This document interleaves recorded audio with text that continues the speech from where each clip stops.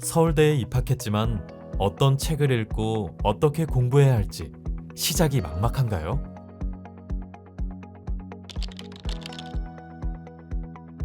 융합지식의 문은 교수님의 강연을 듣고 추천 도서를 소개받는 중앙도서관의 지식 콘텐츠입니다. 여러 학문 분야 교수님과 함께 초학제적 관점의 질문과 해답을 탐구하고 라이크 SNU 지식 추천 시스템으로 독서 계획을 세워봅시다. 라이크 SNU는 서울대의 방대한 지식 빅데이터를 바탕으로 개발한 지식 추천 AI 시스템입니다. 여러분의 관심사에 맞는 도서를 추천하고 연구 학습 계획을 스마트하게 설계할 수 있도록 도와줍니다.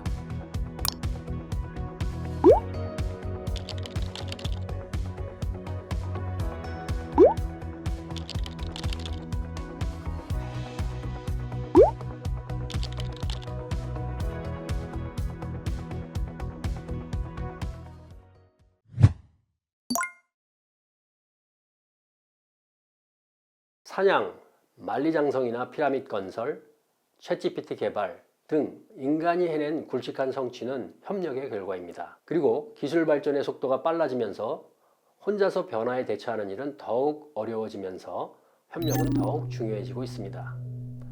협력은 토론과 의사결정 과제에서는 물론 창의적 성취에서도 중요합니다. 그래서 오늘날 대부분의 조직에서 업무를 팀 단위로 수행합니다. 그렇지만 협력이 항상 긍정적인 결과를 가져오는 것은 아닙니다. 협력 과정에서 무임승차자나 집단 사고 등 다양한 문제들이 발생할 수 있습니다. 무임승차자란 일부 구성원이 자신의 역할을 다하지 않고도 성과로부터 이익을 얻는 행동을 가리킵니다. 무임승차는 팀원들의 책임감과 신뢰를 약화시켜 협력 성과에 부정적인 영향을 미칩니다. 집단 사고는 구성원들이 다수의 의견을 무비판적으로 동조하는 현상으로 창의적이고 혁신적인 아이디어를 배제하거나 중요한 오류를 간과하게 합니다. 그렇다면 어떻게 해야 부작용을 최소화하면서 의미 있는 협력이 일어나게 할 수 있을까요? MIT 대학에서 수행된 연구에서 한 시사점을 얻을 수 있습니다. 이 연구자들은 2명에서 5명으로 구성된 152개 팀을 대상으로 브레인스토밍, 협상, 수리 추리 과제 등을 수행하게 한 뒤 성과가 뛰어난 팀의 특징을 분석하였습니다. 그 결과 개인지능 검사 결과와 유사하게 한 과제에서 우수한 성과를 보인 팀은 다른 과제에서도 높은 수행을 나타냈습니다. 개인지능 검사는 대개 여러 개의 하위 검사로 구성되는데 일반적으로 이 하위 점수 간에 양적인 상관이 있습니다. 그런데 집단을 대상으로 했을 때도 이와 유사한 결과를 얻은 것이죠. 이 연구자들은 집단 성과가 뛰어난 팀으로부터 3가지 공통적인 특징을 찾아냈습니다. 첫째, 모든 구성원이 균등하게 발언하고, 둘째, 서로의 정서 상태를 잘 파악하며, 셋째, 팀 내 여성 구성원의 비율이 높았다는 겁니다. 이 특징을 가진 집단은 과제를 잘 수행했지만 개별 지능이 높은 구성원으로 이룬 팀이더라도 이 특징이 없으면 과제를 제대로 수행하지 못했습니다. 결국 팀 성과가 좋으려면 똑똑한 사람들이 모이는 것으로는 부족하고 그리 똑똑하지 않아도 서로 소통을 잘하면 된다는 겁니다. 소통이 잘 된다는 것은 자유롭게 질문을 던지면서 의견을 나누는 토론이 이루어질 뿐만 아니라 이견은 물론 비판이 활발해야 합니다. 이견이나 비판은 싸움이 아닙니다.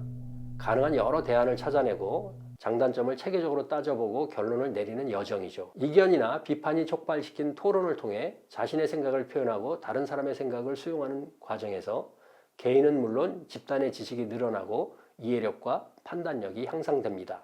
그런데 우리나라의 경우 교육은 물론 업무 장면에서도 여전히 권위주의적인 문화가 지배적입니다. 증거가 뭐냐고요? 여러분은 수업 시간에 질문을 얼마나 잘하나요? 수업이 끝난 다음에 하시나요? 아니면 수업 시간에 하시나요? 수업 시간에 여러분은 토론을 얼마나 자주 하나요? 제가 기회 있을 때마다 이런 질문을 하는데 대부분의 학생들이 질문과 토론을 거의 하지 않는다고 답변하였습니다. 조직에서도 마찬가지인데 경험이 많은 윗사람의 지시를 따르면서 일하는 경우가 대부분입니다. 그래서 토론을 통해 서로의 생각을 알고 조정하는 경험을 많이 하지 못합니다. 비판은 더더욱 일어나지 않습니다. 그 결과 비판적이고 창의적인 생각을 잘 하지 못합니다. 실제로 토론이 창의적인 아이디어를 향상시킨다는 연구가 많습니다. 그중 하나는 케빈 던바에서 볼 수 있습니다. 그는 실제 과학자의 실험실을 1년 이상 정기적으로 방문하여 각 실험실에서 어떤 일이 일어나는지를 비디오로 녹화하여 분석했습니다. 그 결과 성과가 좋은 실험실일수록 다양한 배경을 가진 구성원이 있다는 점과 새로운 아이디어가 떠오르는 순간은 혼자 연구실에서 고민할 때가 아니라 모여서 토론할 때였다는 것을 발견하였습니다. 융합은 이런 식으로 어느 정도 배경을 가진 사람들이 서로를 이해시키려고 노력해야 좋은 결과로 이어집니다. 이런 결과를 고려할 때 우리는 서로에게 더 많은 질문을 던지면서 토론을 통해 서로를 이해하려고 노력할 필요가 있습니다. 그리고 여기서 더 나아가 아니다 싶은 주장에 대해 비판이나 반론을 제기해야 합니다. 학교에서부터 이런 문화를 만들고 점차 조직이나 사회 전체로 확산시켜야 합니다. 비판의 중요성과 증거는 아래에 소개될 책에서 더 자세히 다루기로 하고, 먼저 비판을 바탕으로 세계 최고의 성과를 내는 한 회사를 소개하고자 합니다. 이 회사는 레이 달리오라는 사람에 의해 설립된 헤지펀드 회사인 브릿지워터사입니다. 달리오는 테드 강연에서 자신의 성공 비결을 다음과 같이 밝힙니다. 나는 실패를 통해 내가 맞다는 생각에서 벗어나 내가 맞는지 어떻게 알 수 있을지를 묻기 시작했다. 그래서 나와 다른 의견을 가진 가장 똑똑한 사람을 찾아내서 그들의 관점을 이해하려 하거나 그들이 내 관점을 비판하도록 했다. 달리오는 자그마치 25년이라는 시간 동안 이러한 방식으로 회사를 운영해 왔습니다. 덕분에 다양한 관점으로 세상을 바라볼 수 있게 되었고 최악의 선택을 피할 수 있었다고 말했죠. 달리오처럼 생각하고 행동하기는 쉽지 않습니다. 나의 의견에 반하는 이야기를 들으면 누구나 당황스럽고 불편한 마음이 들죠. 이를 긍정적인 변화의 발판으로 삼으려면 의도적인 노력이 필요합니다. 나와 의견이 다른 사람과 대화하는 과정에서는 내적으로도 외적으로도 갈등이 일어나기 쉽습니다. 하지만 그런 갈등을 현명하게 극복한다면 새로운 차원의 지식에 도달할 수 있습니다. 정말 제대로 알고 싶거나 제대로 일하고 싶다면 비판을 기꺼이 받아들이는 태도는 물론 실천이 필요합니다. 다음에 소개하는 책을 통해 이에 대해 확신을 갖기 바랍니다.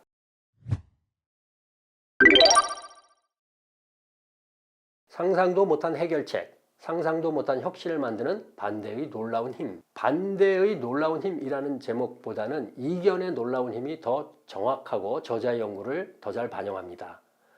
이 책에서는 소수의 이견이 다수에게 어떤 영향을 미치는지를 실험 결과와 실제 사례를 통해 제시합니다.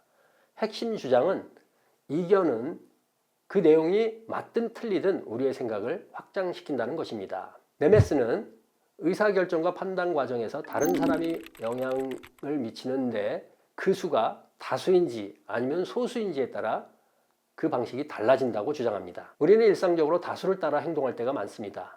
문제는 정도입니다. 어렸을 때 읽었던 벌거벗은 임금님 동화는 무조건 다수를 따라갈 때 생길 수 있는 어리석음을 잘 보여줍니다. 거짓말쟁이가 몇 명을 속이고 나면 그 다음에는 사람들이 무조건 따라오는 것이죠.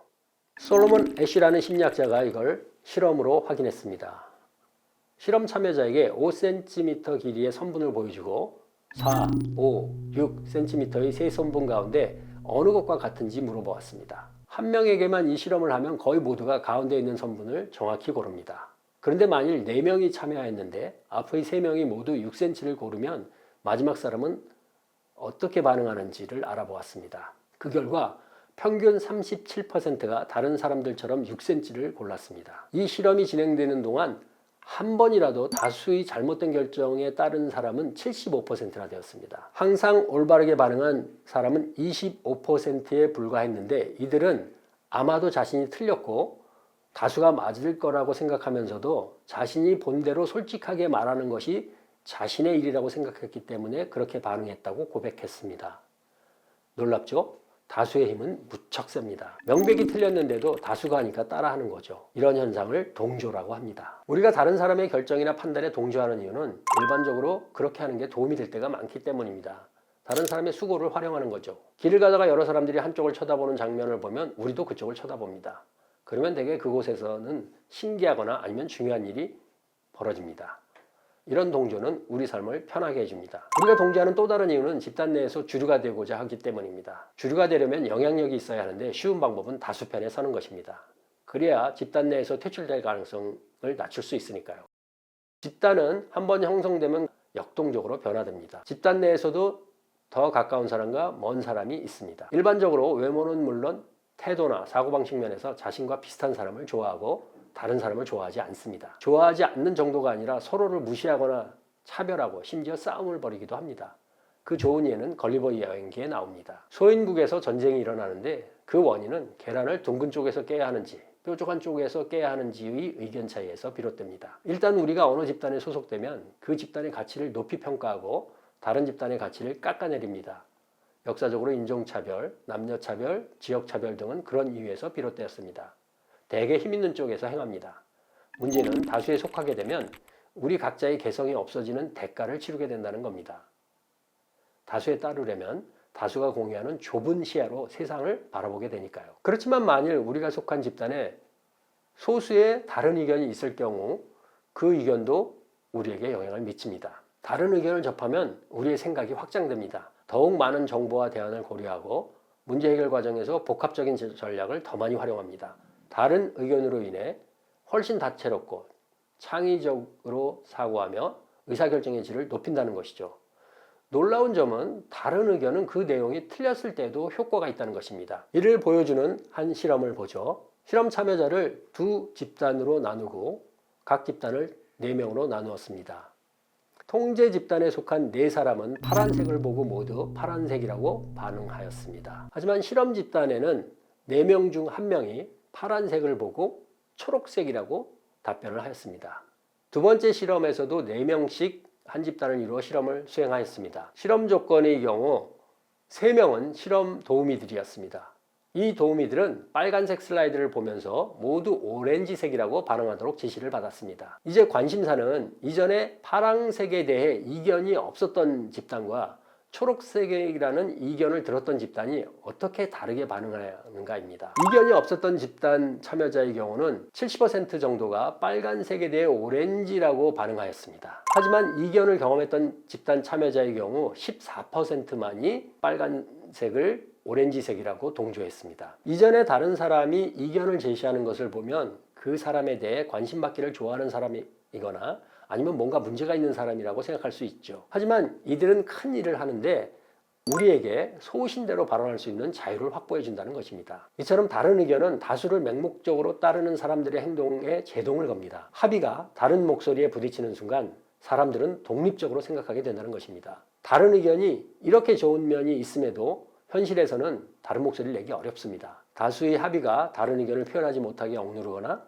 다수의 의견에 집중하게 만들 뿐만 아니라 쉽게 소수로 전락할 수 있기 때문입니다. 다른 의견을 내려면 용기가 필요합니다. 또한 올바른 의사결정과 창의적 해결법은 진정성 있는 이견, 즉 도전과 저항을 받을 때 생긴다는 신념이 있어야 합니다. 네메스는 올바른 의사결정은 올바른 과정을 통한 선택으로 봅니다. 여기에는 확산적 사고가 필요합니다. 확산적으로 사고할 때 다양한 관점을 고려하고 정황의 모든 측면을 고려해 정보를 수집하고 사실관계를 분석하며 자신이 지지하는 의견의 장단점뿐만 아니라 단점도 생각하게 됩니다. 나쁜 결정은 이와 다른 과정에 따른 선택이라고 할 수 있습니다. 이 책을 통해 우리가 배워야 할 점은 간단합니다. 공부를 할 때는 물론 일할 때 자신의 목소리를 솔직하게 내야 한다는 겁니다. 별로 좋은 의견을 내지 못해도 누군가로 하여금 자신의 목소리를 내게 하는 데 도움을 줄 수 있습니다. 자기 목소리를 내는 사람이 많아질수록 그 집단은 더 좋은 생각이나 의사결정을 만들어낼 수 있습니다. 그러므로 여러분 각자가 자기 목소리를 내기 위해 노력해달라고 부탁드리며 책 소개를 마치도록 하겠습니다.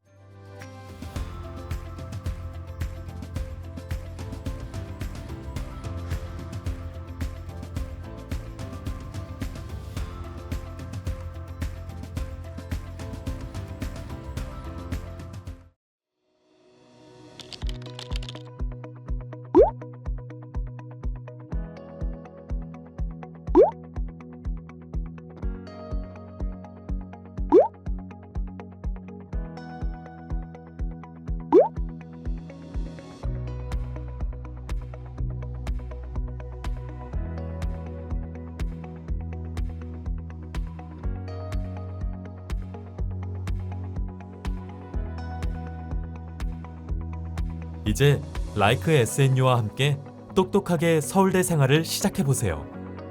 수강 신청한 교과목이 있나요? 혹은 수강하고 싶은 교과목이 있나요? 도서, 논문, 강의 등 빅데이터를 통해 만든 라이크 SNU에서 강의와 연관된 도서를 추천받아 보세요.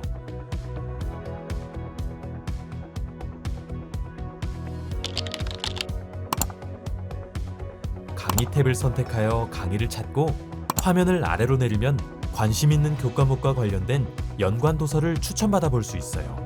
교과목을 중심으로 연관 도서를 탐색하여 새로운 지식을 발견해 보세요.